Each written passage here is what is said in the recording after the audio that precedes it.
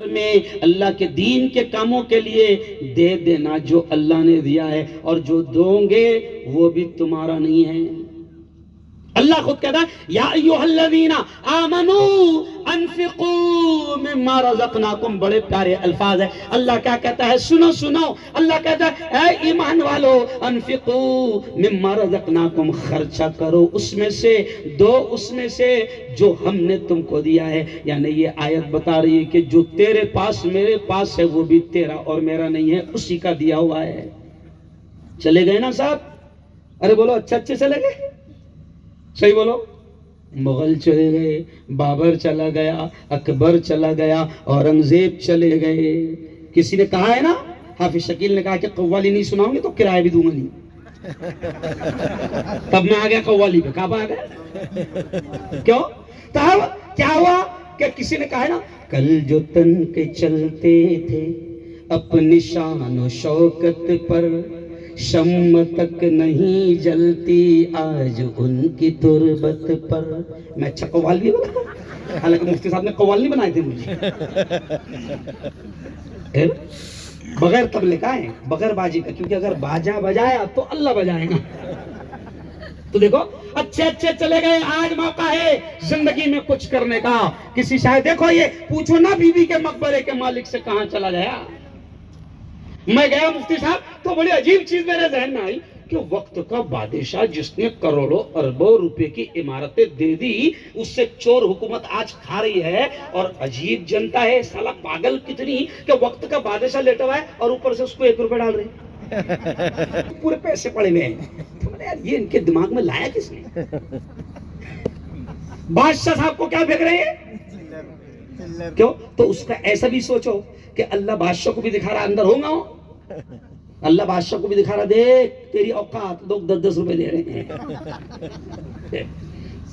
تو اچھا چلے گئے تو قوال نے کیا کہا؟ کل جو تن کے چلتے تھے اپنی شان و شوکت پر، نئے گاؤں میں وعدہ کیا تھا نا میں نے، ارے بولو پوری کروں نا۔ کل جو تن کے چلتے تھے اپنی شان و شوکت پر، شمع تک نہیں جلتی آج ان کی تربت پر۔ اب نہ وہ ہلاکو ہے اور نہ اس کے ساتھی ہے، جنگ جوں وہ کورس ہے اور نہ اس کے ہاتھی ہے۔ کر گناہوں سے توبہ آخرت سنبھل جائے، آخرت سنبھل جائے، دم کا کیا بھروسہ ہے، جان کب نکل جائے، جان کب نکل جائے، مٹھی باندھ کے آنے والے ہاتھ پسارے جائے گا، دھن دولت جاگیر سے تو نے کیا پایا کیا پائے، کچھ نہیں آنے والا ہاتھ میں، ہے نا ماما جی کا ٹھلو، کچھ نہیں آنے والا۔ جو کرنا ہے آج کر لے۔ دیکھ جنہوں نے دنیا چھوڑ کے گئے نا، عجیب چیز یاد آ گئی، جنہوں نے دنیا چھوڑ کے گئے نا، دیکھ بی بی کے مقبرے کے مالک کا حال کیوں؟ ایک بات بتانا، دیکھو ایک اچھی چیز یاد آ گئی، بھی کبھی کسی کو دیکھا کیا کہ ایسے 50-60 لوگ بڑے اطمینان سے وہاں پر بیٹھ کر کچھ قرآن کی آیتیں پڑھ رہے ہیں اور بخش رہے ہیں؟ دیکھو میں بولتا نا کہ اللہ ہی سب دماغ میں ڈالتا باتیں، دیکھا آپ نے؟ ارے بولو نا، نہیں۔ لیکن وہ لوگ جو دنیا کے حساب سے فقیر تھے، کون تھے؟ دنیا کے حساب سے فقیر تھے۔ جاؤ دیکھو ان فقیروں کے آستانے پر جا کر دیکھو، حضرت خواجہ نظام الدین اولیاء کے آستانے پر جا کر دیکھو آپ حضرت خواجہ سعد الدین شیرازی، حضرت خواجہ عمر شیرازی، حضرت خواجہ حسن شیرازی، حضرت خواجہ منتجب الدین زرزری بخش دولے رحمۃ اللہ علیہ، حضرت خواجہ قطب الدین بختیار کاکی رحمۃ اللہ علیہ، حضرت خواجہ صابر کلیری رحمۃ اللہ علیہ، حضرت خواجہ نظام الدین اولیاء رحمۃ اللہ علیہ، حضرت خواجہ سلطان الہند امیر الہند، حضرت خواجہ معین الدین چشتی رحمۃ اللہ علیہ، ان کے آستانوں پر مزاروں پر جا کر دیکھو کہ سینکڑوں لوگ وہاں پر بیٹھ کر، بھلے ہی وہ کچھ غلط کام بھی کر رہے ہو، لیکن سینکڑوں لوگ وہاں پر بیٹھ کر آیتیں پڑھ کر ان کو بخش بھی رہے ہیں۔ آپ کیا ماموں لگتے گے اپنے؟ ارے بولو نہیں پڑھ رہے لوگ، بادشاہوں کو کوئی نہیں پوچھ رہا۔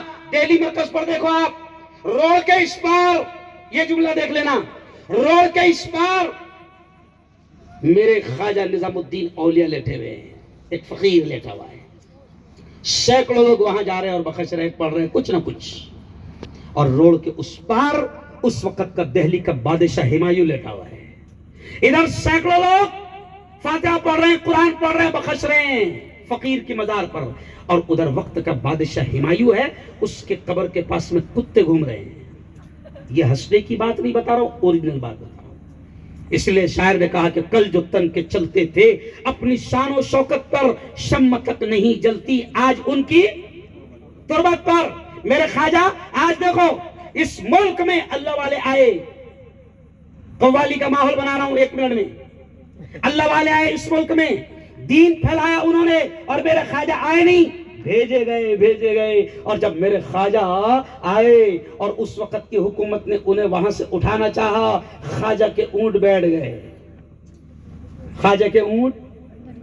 گئے، اب حکومت سے کہا گیا کہ بھیا ہمارے اونٹوں کو اٹھا دو، ہم چلے جائیں گے، سمجھ رہا؟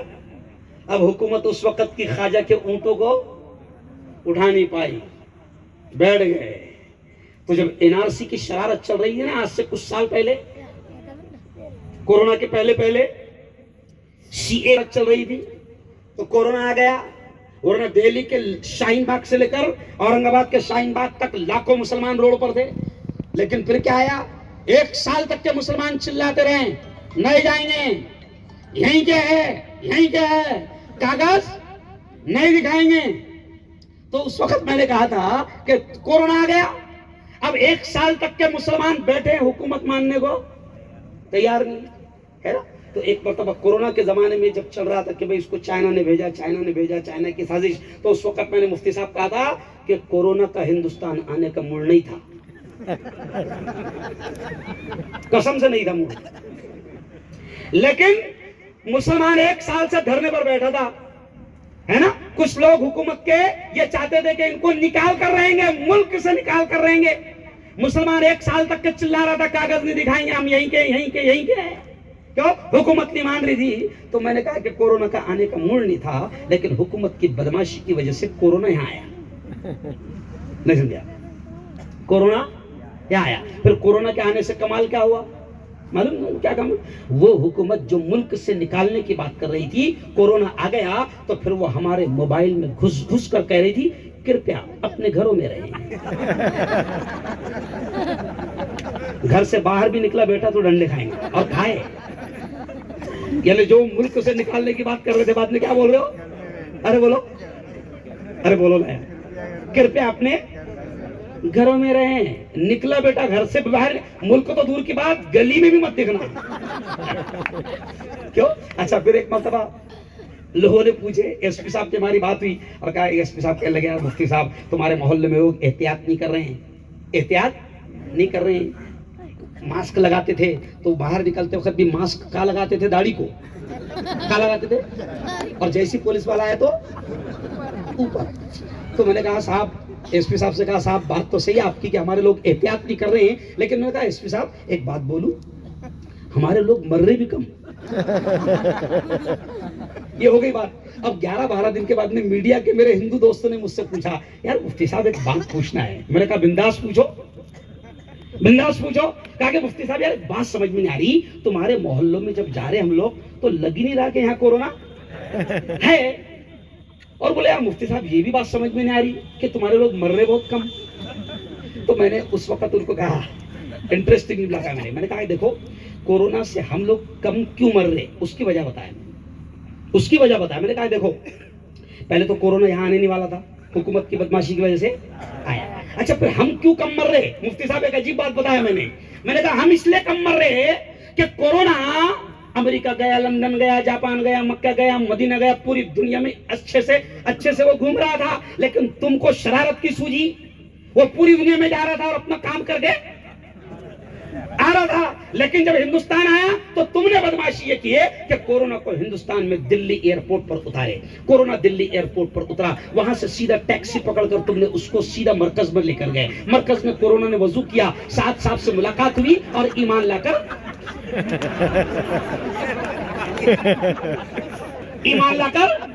وہ مسلمان ہو گیا، پھر تمہاری میڈیا نے کیا دکھایا؟ مرکز سے آیا، مرکز سے آیا۔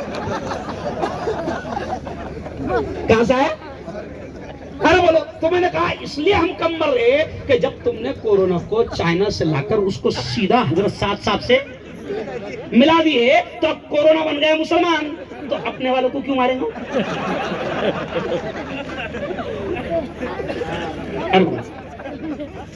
ارے وہ صحیح ہے نا بھائی، جب وہ ہمارے والا ہو گیا تو وہ کیا باولا ہے کیا؟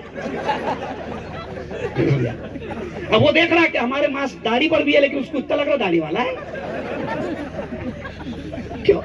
او میرے یارو، بس تو اب میرے خواجہ بھی ہندوستان آئے، اڑ بیٹھ گئے، سمجھے آپ؟